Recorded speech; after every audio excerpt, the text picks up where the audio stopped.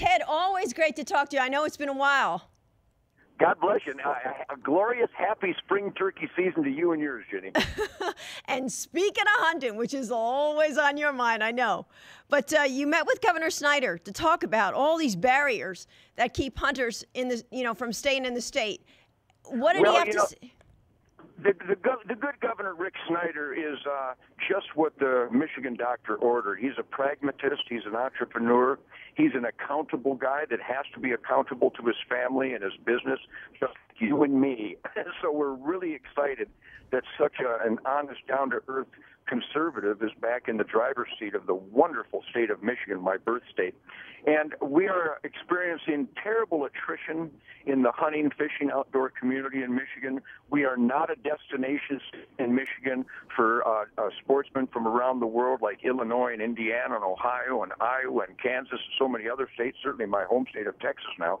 So I consulted with the governor because I get to share campfires with the greatest hunting families in the world every year. And, Jenny, I share literally hundreds and hundreds of campfires each hunting season with just thousands of hunters that are concerned about the regulations and laws and restrictions that are forcing hunters out of the sport, blockading new hunters from joining the sport. And all I can tell you is that Rick Snyder and the good Lieutenant Governor John Cherry and the senior advisor Dick Posthumus, all great men.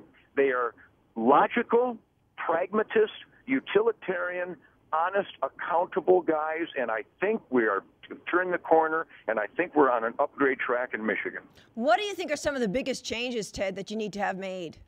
Well, you stop and think, as a person who has to get up in the morning and take care of yourself and your family and be efficient in the use of your time and your resources, think of this for a moment, if you shall, that not in two different states, but in one state, the state of Michigan, it is legal and A-OK by the state DNR to feed wildlife in the Upper Peninsula. They have determined conclusively that feeding wildlife in the northern part of the state is no problem.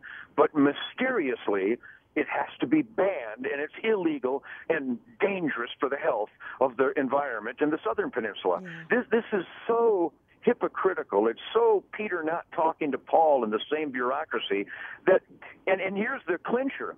Michigan is the #1 supplemental feed state in the nation. We sell more supplemental wildlife feed in Michigan than any other state, which proves that we, the sportsmen of Michigan, were basically in an act of civil disobedience. And even I so salute and revere the dedicated law enforcement heroes of Fish and Wildlife departments, but even they are inconsistent. Out of 10 of them, 8 of them will tell you that the baiting laws and the baiting ban is nonsense, it's anti-science, and it wastes their time. So the consensus of the majority of Michiganiacs and sportsmen from across the nation is the following observation.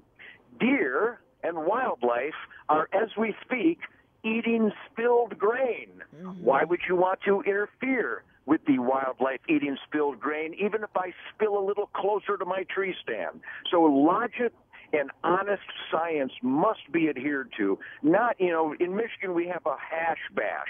We got a bunch of goofy hippies smoking dope as a celebration of disconnect, and I'm afraid that those kind of votes have more impact in Michigan than the actual hunting and fishing families that actually financially support the entire industry of wildlife conservation.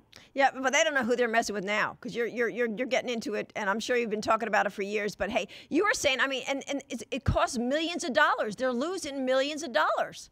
They're losing millions and millions of dollars. Let me put it in just conclusive terms. And none of what I'm speaking, Jenny, is Ted Nugent's opinion. I'm sharing documented scientific findings of the professional biologists and scientists in wildlife agencies around this country. Now, of course, there's always going to be some Al Gore type junk science thrown in regarding chronic wasting disease or the possibility that deer will contact diseases through oral connection, when it's in fact every minute of every day wildlife has oral contact with each other, whether we put out corn or not. So what I have discovered that in Texas, hunting is a $6 billion a year industry. $6 billion a year, Jenny. It provides more jobs and more revenues than almost anything except gas and oil in the entire state of Texas. Well, the same thing in Wisconsin, Pennsylvania, Michigan, and other states. It's in excess of $2 billion a year. All determinations, like even our not-so-good friend Governor Ed Rendell in Pennsylvania, where you can't hunt on Sundays, even his agencies have concluded that legalizing Sunday hunting, what a concept, freedom all 7 days of the week, that would generate tens of millions of dollars into the state of Pennsylvania. So the more we eliminate these non-scientific, non-wildlife management-based regulations, the more opportunities for families, great outdoors, the more revenues generated in the states that desperately need it, and the more monies that go into wildlife departments for improved and upgraded conservation efforts. My ideas are win, win, win, win, win. Yeah. The anti's ideas are lose, lose, lose, lose, lose. So I'm going with Uncle Ted. Yeah, and, and hey, it doesn't matter which state you're in. I mean, New Jersey, look, they were canceling the bear hunts for how many years? All of a sudden, they got all these bear problems. Bears are in our kitchens. We can't let our kids in the backyard. And now they finally had a bear hunt because the problem got so out of hand. Well, and there's, Jenny, do you realize that you and I mean factually, we could stay on a dialogue for hundreds of hours and never run out of examples of insane, illogical, counterproductive laws. And I'll give you another one. Here in Michigan, there are more turkeys than there's ever been in the history of Earth in Michigan right now. That sounds like hyperbole, but the DNR will tell you that. And we're not talking about the politicians, right? Yeah, no. Well, even that, of course, there's more turkeys in politics than ever in recorded history, which we're fixing starting last November, aren't we? But being that as it may, in Michigan, we are not a destination state for non-resident hunters when we have this unlimited, for all practical purposes, an unlimited wild turkey resource proven last year by the DNR, where you could buy a turkey tag day all fall.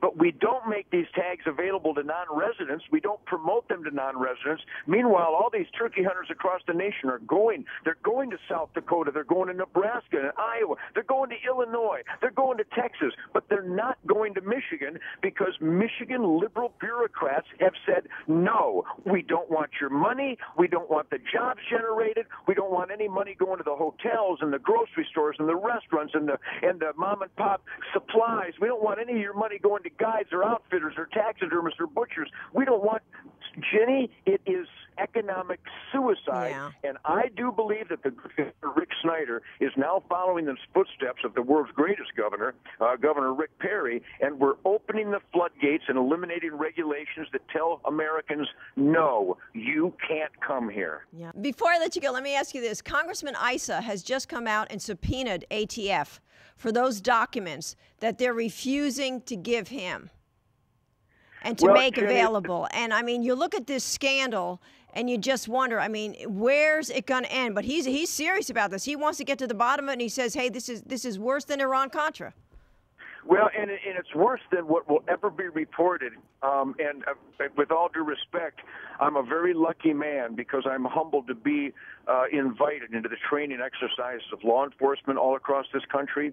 And it's hurtful and I believe criminal what certain bureaucrats and certain agents and certain agencies do in the abuse of power and the intentional misrepresentation and fraud, and only the guilty need to feel guilty. But, Jenny, let me make it perfectly clear. I hunt and I train with families where the household heads are heroes of law enforcement, including the BATFE. Mm-hmm. They are more disgusted than you and I because they are gagged to whistleblow. They know that this is an abuse of power. They know that it is against the Constitution, and they hang their head in total frustration. So if the actual agents are angry, you can imagine how we, the people, should feel. We are being taken advantage of and creating crime and dangerous conditions at the hands of people whose sworn oath to the U.S. Constitution is to protect us from danger and crimes that threaten our lives and families. It is a world gone upside down. Yeah, it really has. We'll have to see what happens. But hey, Ted, thanks for taking the time, and we'll see you probably, coming up in Pittsburgh, right? Jenny, I would not miss the annual NRA meetings. I hope everybody joins us there. It's going to be a great celebration of freedom now more than ever. Godspeed.